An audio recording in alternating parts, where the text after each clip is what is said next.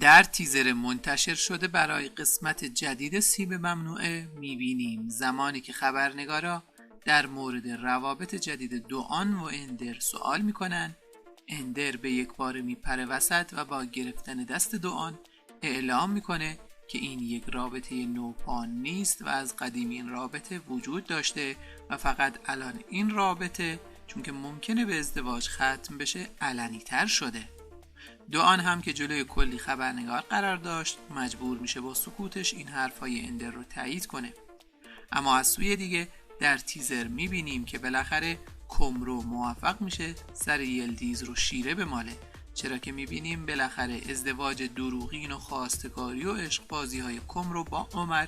کار خودش رو میکنه و یلدیز بنده خدا که گول این بازی ها رو خورده بود و فکر میکرد واقعا کمرو قراره چند روز دیگه توی پاریس با عمر عقد کنن، میره پیش چاتای و از چاتای میخواد که به صورت توافقی از هم جدا بشن تا دیگه این پروسه طلاق هرچه زودتر تموم بشه.